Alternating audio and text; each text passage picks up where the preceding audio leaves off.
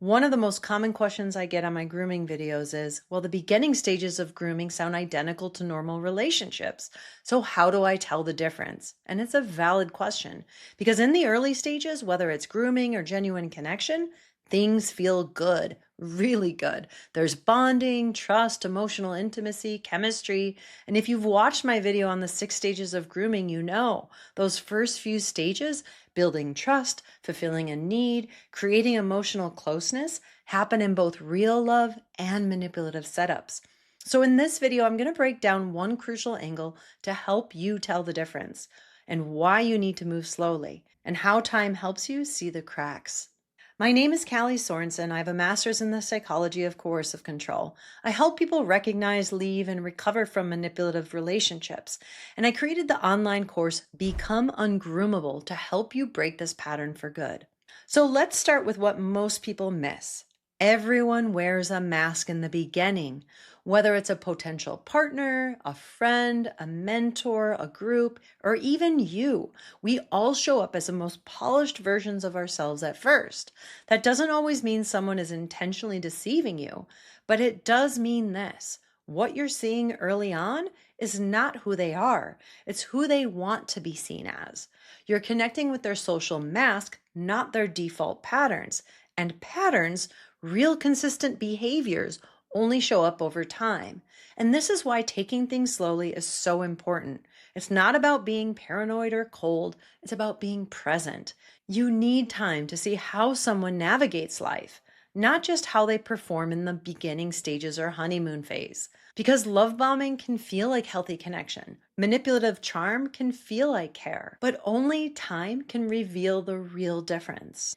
And this is exactly why I recommend taking things slowly, even when it feels amazing, because it takes time to see someone's cracks, time for those masks to fall, time to see how they respond when life isn't easy, when they're stressed or disappointed or not getting what they want. You need to observe them across different situations and different environments, and not just when everything's going well and going smoothly. Because here's the thing, in the beginning, there's no history, there's no built up resentment, there's no pressure, there's no disagreement. You're both on your best behavior. Everything is new and exciting, and the honeymoon phase can be intoxicating. It doesn't just happen in romantic relationships. This can also happen with a new friend or mentor or group. In those early stages, your brain is being flooded with bonding chemicals like oxytocin and dopamine. These chemicals create a euphoria, but they also dull your logic. They literally shut down your brain's rational thinking center, the frontal cortex. So while your body is screaming, "This is it, this is amazing," your ability to spot the red flags is fading into the background. You're not just feeling love, you're forming an attachment, and that attachment can become a trap. Your nervous system wants to connect, it wants to bond, but the logic, it takes a back seat. And that's why slowing down is protection. It's clarity. It is your safety net. And it's important to remember that in the beginning, you do not know who somebody is. Their character shows over time. How do they act when things stop going their way? So ask yourself, how do they respond when things don't go as planned? When you say no, when you're tired or under pressure? How do they handle real conflict? Not just misunderstanding, but true disagreement. Do their words still match their actions? Do they stay consistent, respectful, emotionally present? Or do they shift? Do they get defensive, manipulative, passive aggressive, or punishing? Do they take responsibility and accountability? Or do they deflect and blame you? These are not quirks, they are patterns, and patterns are the language of truth. Real character does not show up during the good times. It shows up under stress and over a period of time in different circumstances. If you're only seeing someone when it's easy, you're seeing their mask. You're still in the fantasy. And that's why people say, "Oh my gosh, they changed after a few months." No, you just didn't have enough data yet. Time reveals what charm hides. You cannot rush clarity. You have to let their defaults rise to the surface. And that can take anywhere from 6 months to over a year. When you move too fast, emotionally or sexually, you're not building a real relationship. You're bonding with an idea of them. not the real person. You're falling for your own hopes, your fantasies, and your brain chemicals. And I get it. It feels incredible. The connection, the rush, the potential. But that feeling isn't always telling the truth. It's telling you what you want to believe.